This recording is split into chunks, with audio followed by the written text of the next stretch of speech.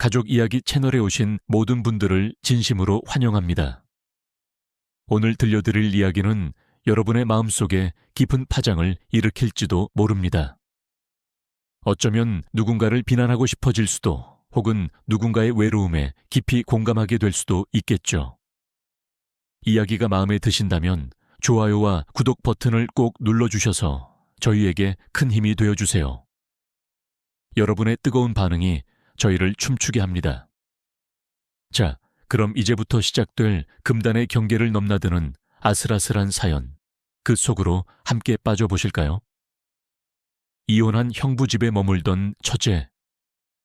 그날 밤 문을 열자 충격이, 그날 밤의 기억은 마치 지울 수 없는 낙인처럼 제 영혼에 선명하게 새겨져 있습니다.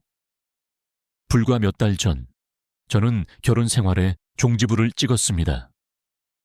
남편과의 관계는 이미 오래전에 재만 남은 모닥불처럼 싸늘하게 식어버렸고, 서로의 발목을 잡는 족쇄를 풀어주는 것이 비치를 위한 최선이자 유일한 길이라 판단했습니다.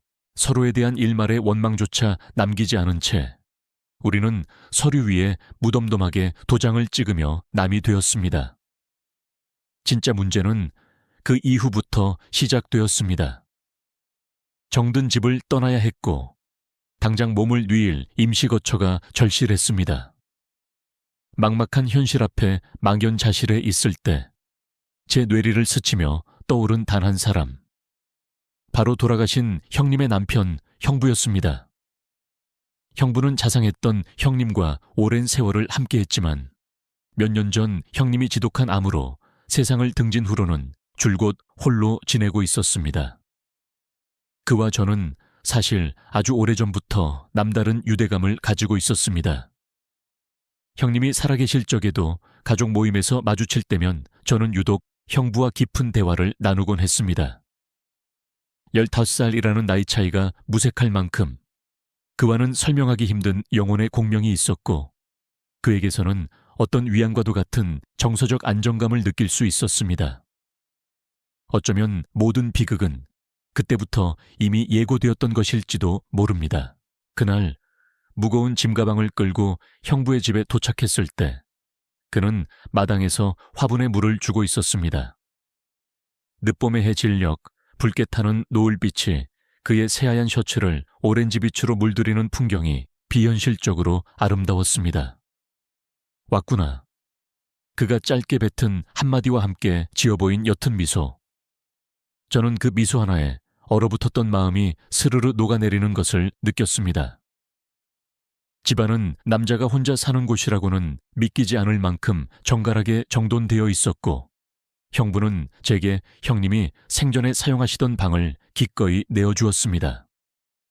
그 방은 여전히 떠나간 주인의 흔적으로 가득했습니다. 화장대 위에 외로이 남겨진 향수병, 벽에 걸린 빛바랜 가족 사진, 그 모든 것이 제 마음을 어지럽혀 순간 망설였지만 형부는 아무렇지 않다는 듯 덤덤하게 말했습니다. 괜찮겠어. 불편하면 다른 방을 치워줄 테니 그리로 가게. 저는 세차게 고개를 저었습니다. 아니에요. 괜찮아요. 오히려 따뜻한 느낌이 들어서 좋아요. 그날 밤 우리는 나란히 앉아 저녁 식사를 했습니다. 형부는 소박하지만 정성이 담긴 된장찌개와 노릇하게 구운 생선을 준비해 두었습니다. 저는 몇 번이고 고맙다는 말을 되뇌며 그와 마주 앉아 밥을 먹었습니다. 그의 눈가에 깊게 팬 세월의 흔적 속에서 저는 이상하리만치 부드럽고 따스한 온기를 발견했습니다. 식사를 마친 후 저는 방으로 돌아와 짐을 풀기 시작했습니다. 창밖에서는 매미 소리가 여름의 시작을 알리고 있었고, 그 소리는 제 안의 공허함을 더욱 크게 만들었습니다. 문득 부엌에서 형부가 설거지하는 소리가 들려왔습니다. 그 지극히 일상적인 소음이 어째서인지 제게는 위안이 되어 마음이 편안해졌습니다. 잠자리에 들어 책을 읽으려 했지만 단 한 글자도 눈에 들어오지 않았습니다. 무언가 이상했습니다. 심장이 이유 없이 두근거렸습니다. 형부와 단둘이 남겨진 이 공간, 이 깊은 밤, 이 숨 막히는 정적이 제가 예상치 못했던, 아니, 애써 외면해왔던 감정의 찌꺼기들을 수면 위로 끌어올리고 있었습니다. 한참을 뒤척이다 타는 듯한 갈증에 물을 마시러 부엌으로 향했습니다. 거실을 지나 부엌으로 가던 길, 어쩐 일인지 형부의 방문이 살짝 열려있는 것이 보였습니다. 그리고 그 틈새로 은은한 불빛이 새어나오고 있었습니다. 저는 무심코 그 안으로 시선을 던졌고 그곳에는 거울 앞에 앉아 깊은 생각에 잠긴 듯 고요히 앉아있는 그의 모습이 있었습니다. 저는 그 모습에 잠시 넋을 잃고 바라보다 조용히 문 쪽으로 다가갔습니다. 바로 그 순간 형부의 눈과 제 눈이 거울 속에서 정면으로 마주쳤습니다. 그는 놀라거나 당황하는 기색이 없었습니다. 오히려 아주 부드러운 모든 것을 이해한다는 듯한 눈빛으로 저를 바라보며 말했습니다. 잠이 안 오나 보구나. 저는 작게 고개를 끄덕일 수밖에 없었습니다. 그는 천천히 몸을 일으켜 제게 다가왔습니다. 차 한잔 할래? 밤에는 따뜻한 게 몸에 좋아. 우리는 다시 거실로 나와 소파에 나란히 앉았습니다. 그가 정성껏 끓여준 향긋한 국화차를 마시며 저는 봇물 터지듯 제 이야기를 쏟아냈습니다. 형님이 떠난 후 사무치게 외로웠던 이야기, 저의 실패한 결혼 생활과 이혼 과정, 그리고 어느새 우리는 시간 가는 줄 모르고 대화를 이어갔습니다. 그날 밤 저는 결국 잠들지 못했습니다. 마음 한구석에 자리 잡은 기묘한 떨림이 사라지지 않았습니다.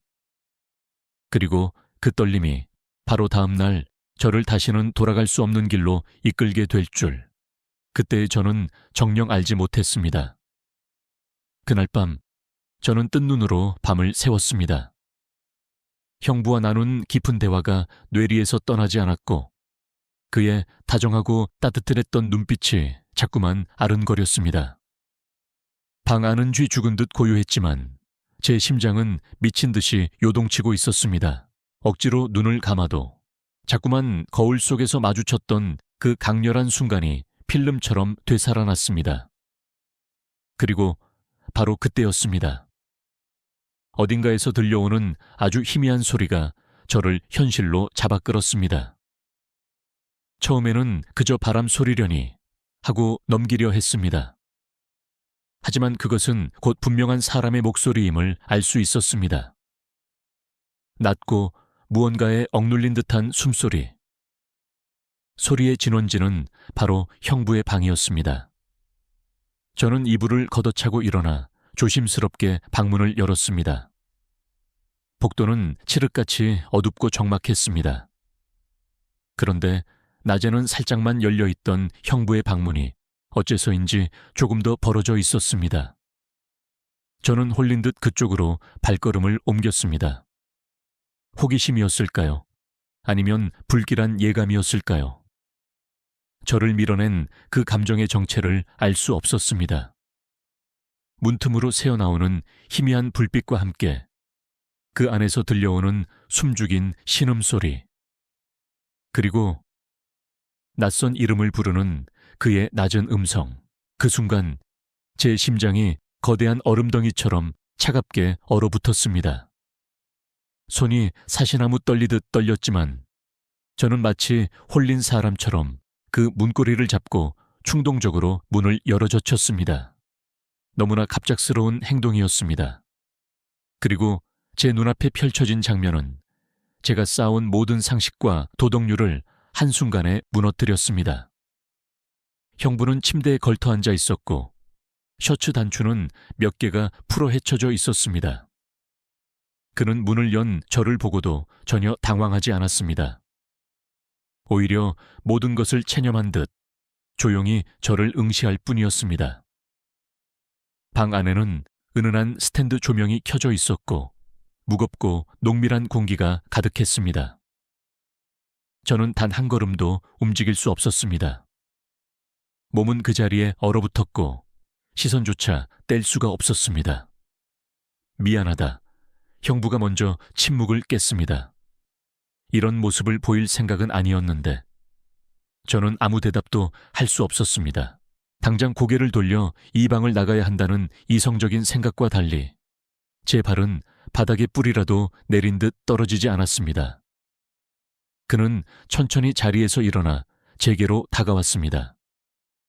그리고 아주 조심스럽게 제 어깨 위에 손을 얹었습니다. 힘들었지 요즘.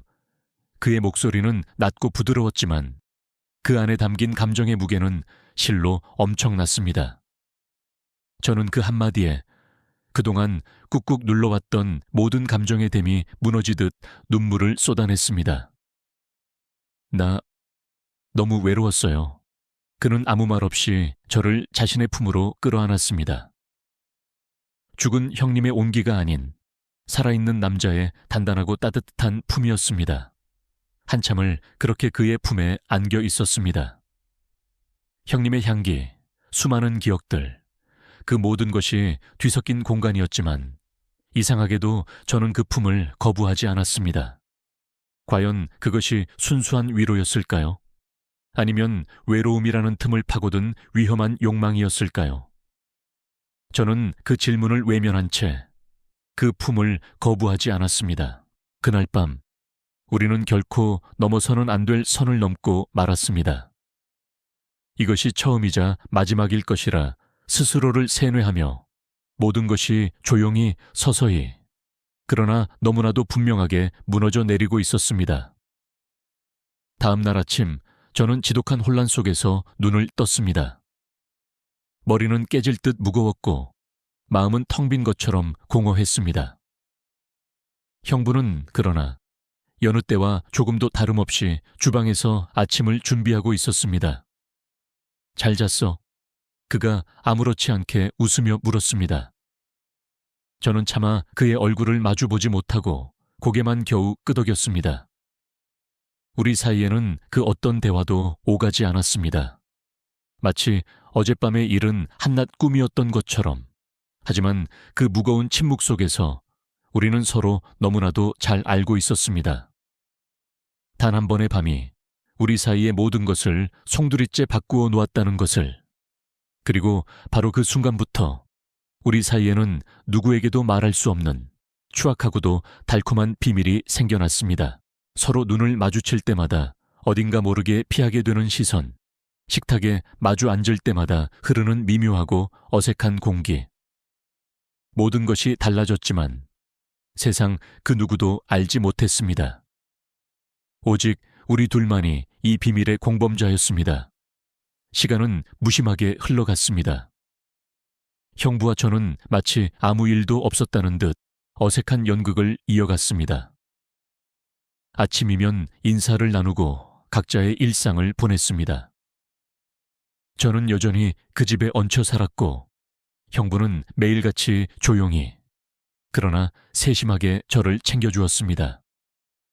하지만 그 평온한 일상 아래 감춰진 아슬아슬한 긴장감은 날이 갈수록 점점 더 짙어져만 갔습니다. 무심코 던지는 눈빛 하나, 스쳐 지나가는 몸짓 하나에도 숨겨진 감정이 언뜻 비쳤고 우리는 서로를 피하지 않으려 필사적으로 노력하면서도 동시에 서로를 정면으로 마주하지 않으려 애쓰고 있었습니다. 그러던 어느 날 밤, 또다시 지독한 불면증이 저를 찾아왔습니다. 창밖에는 추적추적 비가 내리고 있었고 그 빗소리는 제 마음을 더욱 무겁게 짓눌렀습니다. 저는 결국 거실로 나와 그날처럼 다시 국화차를 끓였습니다. 부엌에 희미한 불빛에 이끌렸는지 형부도 잠에서 깨어 방에서 나왔습니다. 오늘은 유난히 잠 못 이루는군.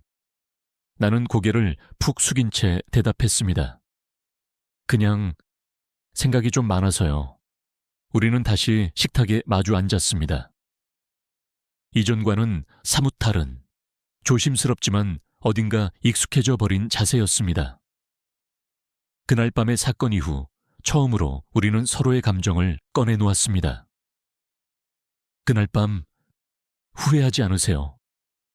제가 먼저 용기를 내어 물었습니다. 형부는 한동안 말을 아끼더니 찻잔을 내려놓으며 조용히 입을 열었습니다. 후회라기보다는 혼란스러웠어. 네가 나에게 그런 의미로 다가올 줄은 꿈에도 몰랐으니까. 나는 그의 고백을 듣고 한참 동안 아무 말도 할 수 없었습니다. 사실 저 역시 지독하게 혼란스러웠습니다. 그날 밤의 일은 단지 외로움이 빚어낸 충동적인 실수였다고 믿고 싶었지만 마음속 가장 깊은 곳에서는 이미 무언가가 싹트고 있었습니다. 그것이 금지된 사랑인지 아니면 그저 동정과 외로움이 뒤섞인 감정인지조차 분간할 수 없었습니다.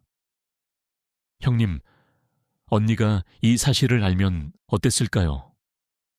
그는 힘없이 고개를 떨구었습니다. 나도 그 생각 수없이 했어.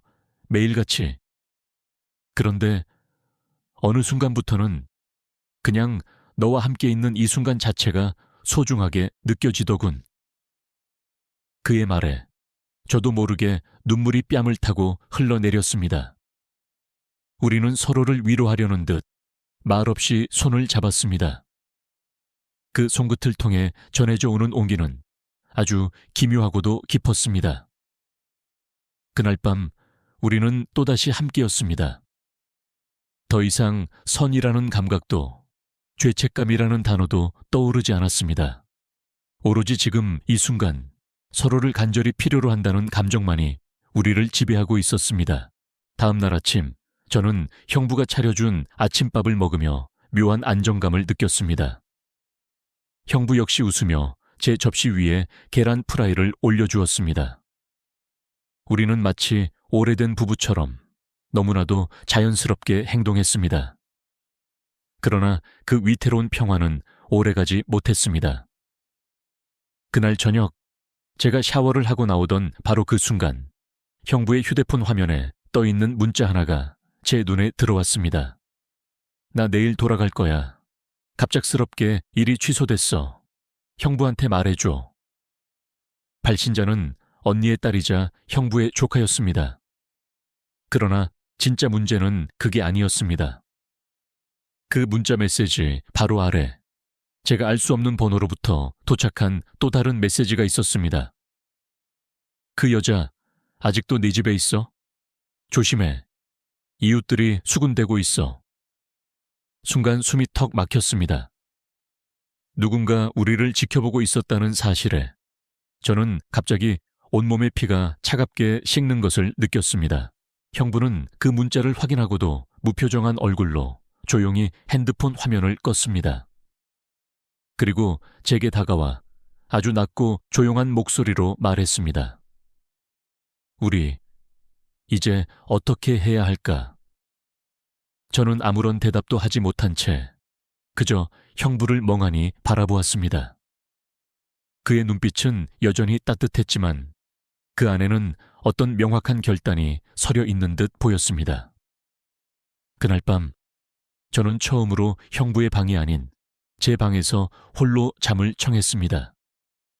창밖의 빗소리는 점점 더 거세졌고 저는 다시 혼자가 되었다는 서늘한 감정에 속수무책으로 삼켜지고 있었습니다. 아침이 밝았지만 어제의 그 섬뜩한 밤은 아직 제 마음속에서 가시지 않았습니다. 눈을 뜨자마자 어젯밤에 보았던 문자 내용이 가장 먼저 머릿속을 헤집었습니다. 누군가 우리를 지켜보고 있었다는 사실, 수군거리는 이웃들, 그리고 그 여자라는 표현이 마치 주홍글씨처럼 제게 씌워진 낯선 그림자 같았습니다. 숨이 막혔습니다. 그동안 우리가 몰래 나누었던 모든 감정과 위태로운 순간들이 누군가에게는 그저 추잡하고 이상한 관계로 비쳤을지도 모른다는 생각에 얼굴이 화끈거렸습니다. 부엌에서는 형부가 조용히 커피를 내리고 있었습니다. 그의 표정은 어제와는 확연히 달랐습니다. 말없이 테이블에 앉은 저를 향해 그는 따뜻한 커피잔을 밀어주었습니다. 오늘 나가서 잠깐 바람이라도 쐴래? 저는 말없이 고개를 끄덕였습니다. 우리 둘 다 이제는 무언가를 정리해야만 할 시간이 왔다는 것을 암묵적으로 알고 있었습니다. 그날 우리는 동네 근처의 작은 호숫가로 향했습니다. 사람들의 발길이 잘 닿지 않는 아주 조용한 곳이었습니다. 물가에 나란히 앉아 차가운 바람을 맞으며 형부는 처음으로 자신의 속 깊은 과거 이야기를 꺼냈습니다. 내 언니, 마지막 순간까지도 내 걱정을 했었어. 혼자 두고 가는 게 마음에 걸린다고, 미안하다고. 저는 조용히 그의 말을 들었습니다. 그 사람을 잊은 적 단 한순간도 없어. 그건 진심이야. 하지만 너와 있을 때 그 지독한 죄책감이 이상하게도 사라지더라. 그 말은 제 가슴을 아프게 찌르면서도 동시에 묘한 위로가 되었습니다. 언니의 자리를 감히 대신할 수는 없겠지만 적어도 그의 사무치는 외로움을 잠시나마 채워주었다는 생각에 저는 복잡한 감정에 휩싸였습니다. 그럼에도 불구하고 우리가 이렇게 계속 있어도 되는 걸까요? 저는 아주 작은 목소리로 물었습니다. 그는 한참을 말없이 호수만 바라보았습니다. 그리고는 나지막이 말했습니다. 우린 이미 너무 멀리 와버렸어. 집으로 돌아오는 길, 형부의 휴대폰이 다시 울렸습니다. 형부, 저 거의 다 도착했어요. 저녁 먹기 전에 도착할게요. 조카가 보낸 문자였습니다. 저는 그 문자를 보고 자리에서 벌떡 일어났습니다. 그럼 저 짐 싸야겠어요. 그는 화들짝 놀란 눈빛으로 저를 바라보았습니다. 지금? 네, 그게 맞는 것 같아요. 저는 방으로 돌아가 허둥지둥 짐을 챙기기 시작했습니다. 손이 주체할 수 없이 떨렸습니다. 어느새 제게 너무나 익숙한 공간이 되어버린 이 방. 형님의 향기보다 형부의 채취가 더 짙게 남아있는 이곳. 옷을 개고 화장품을 정리하며 저는 소리 없이 눈물을 흘렸습니다. 아무리 정리하려 애를 써도 이 주체할 수 없는 감정은 짐처럼 간단히 접히지가 않았습니다. 형부는 제 방문 앞에서 그저 조용히 서 있을 뿐이었습니다. 가지마. 아니, 지금은 가지 말아줘. 나는 고개를 들지 못한 채 대답했습니다. 형부도 알고 있잖아요. 이건 우리가 계속할 수 있는 관계가 아니라는 걸. 그는 더 이상 저를 막지도 붙잡지도 않았습니다. 대신 아주 조용한 목소리로 말했습니다. 그럼 약속 하나만 하자. 오늘 있었던 일, 그리고 우리 사이에 있었던 모든 일, 아무에게도 말하지 말자.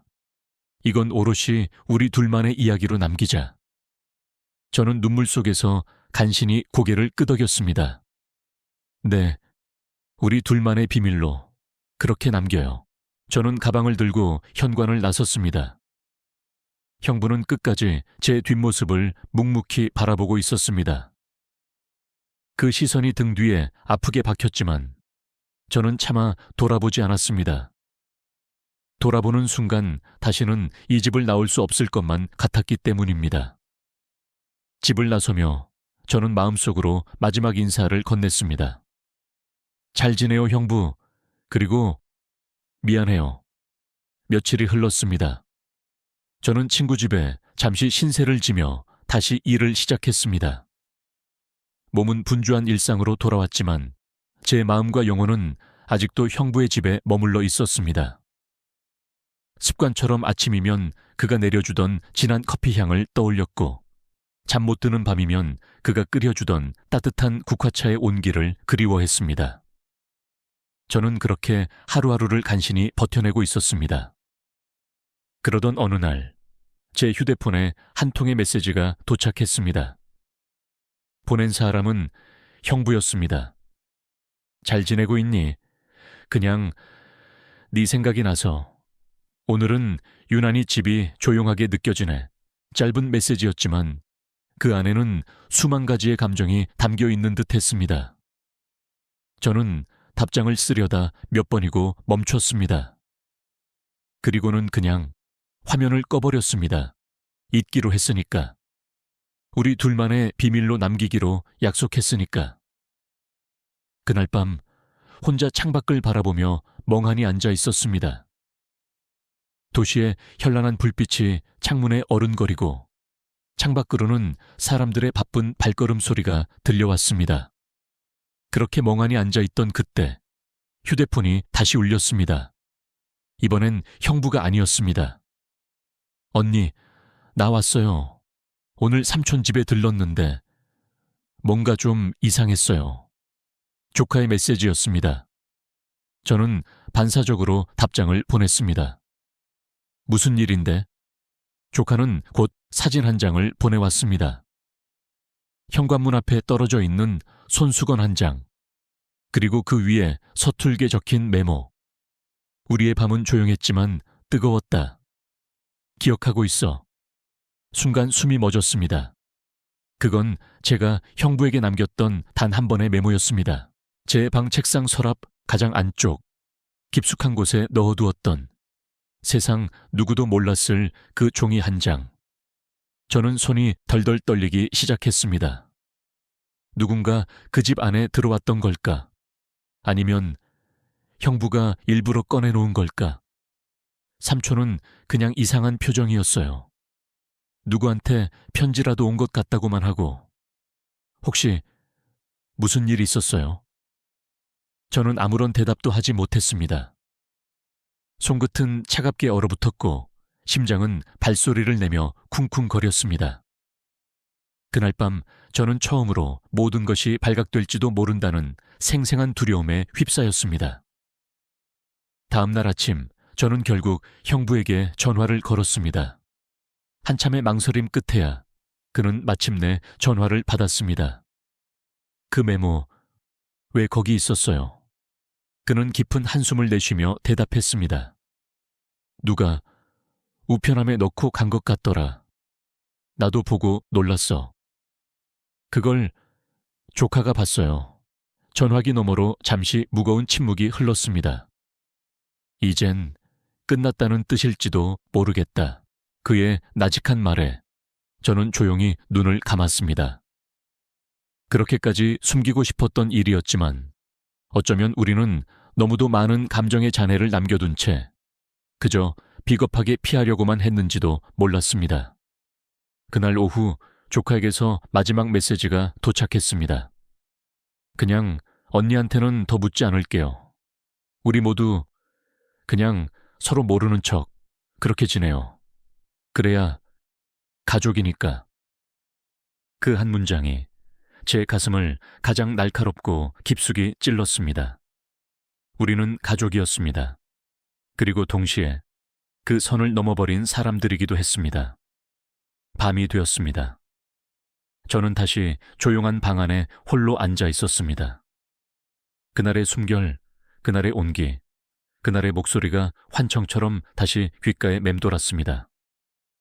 형부, 지금 어디에 있어요? 당신도 나처럼 이렇게 외로운가요? 그날 밤 저는 더 이상 형부의 이름을 부르지도 다시 연락하지도 않았습니다.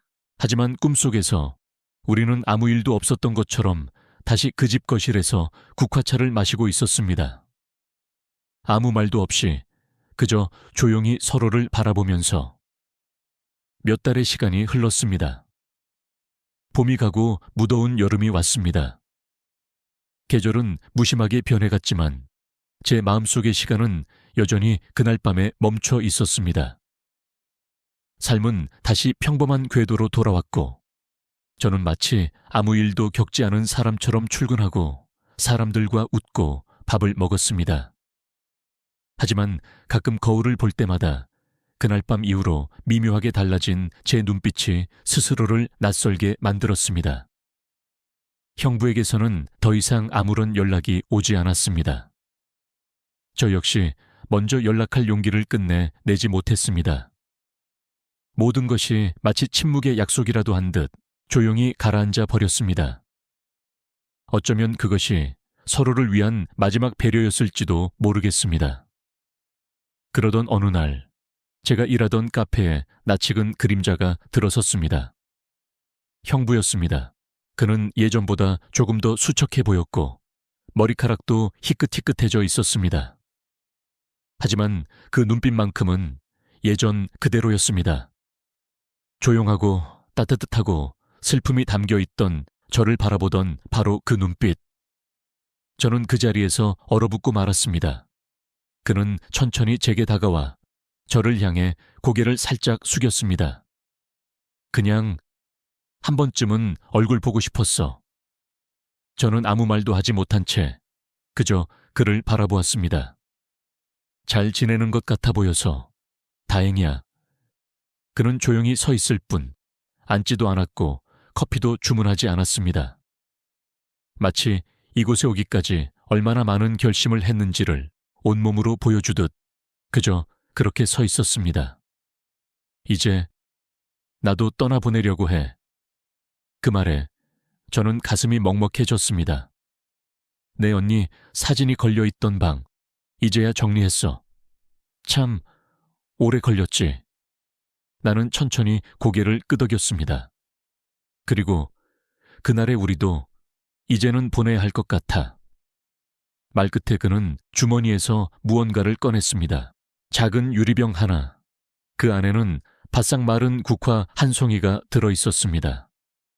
이건 그날 우리가 마셨던 차에서 꺼낸 거야. 말려두었지.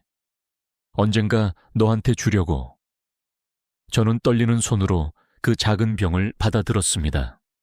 그 안에 담긴 자그마한 꽃이 마치 그날 밤의 기억처럼 작고 조용하게 숨 쉬고 있었습니다. 그는 짧게 웃으며 말했습니다. 그날 우리 잠시 서로의 외로움을 품어준 것뿐이야. 그걸로 충분하지 않을까? 저는 말없이 고개를 끄덕였습니다. 그는 다시 한번 고개를 숙여 보이고는 조용히 몸을 돌려 카페를 나섰습니다. 저는 그의 쓸쓸한 뒷모습을 하염없이 바라보았습니다. 그리움도 미련도 아쉬움도 그 모든 감정이 그의 뒷모습에 담겨 있었습니다. 그날 밤 저는 처음으로 그날의 선택을 후회하지 않았습니다. 비록 다시는 돌아갈 수 없는 금지된 이야기였지만 그 순간만큼은 서로에게 진심이었으니까.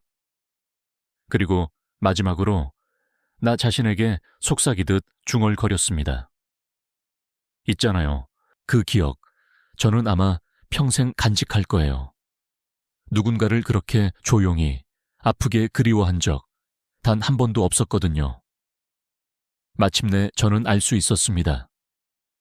이 감정은 사랑이 아니라 기나긴 외로움의 끝에서 잠시 머물렀던 작고 소중한 온기였다는 것을. 그리고 그 온기만큼은 제 안에서 아주 오랫동안 따뜻하게 남아있을 것이라는 것을. 차마 말할 수 없는 진실도 세상에는 있습니다. 비록 아프더라도 영원히 아름다운 기억으로 남겨두어야만 할 그런 진실 말이죠. 밤은 깊고 조용했습니다. 창밖의 바람소리는 살며시 커튼을 흔들었고 집안은 고요한 숨결로 가득 찼죠. 긴 이야기가 끝난 뒤 마음 한편이 허전하면서도 묘하게 따뜻해졌습니다. 그 사람과의 기억은 이제 더 이상 아프지 않았고 대신 조용한 온기로 제 안에 남아 있었습니다. 우리가 서로를 온전히 이해했던 것은 아닐지도 모릅니다. 하지만 한 가지 분명한 것은 그 밤에 우리 둘은 서로에게 세상 가장 솔직했다는 거죠. 어쩌면 그건 사랑보다 더 깊은 무언가였을지도 모릅니다. 굳이 말하지 않아도 서로에게 전해지던 눈빛, 아무 말 없이 건네던 따뜻한 찻잔 하나. 그 모든 찰나의 순간들이 지금 제 안에서 조용히 잠들어 있습니다.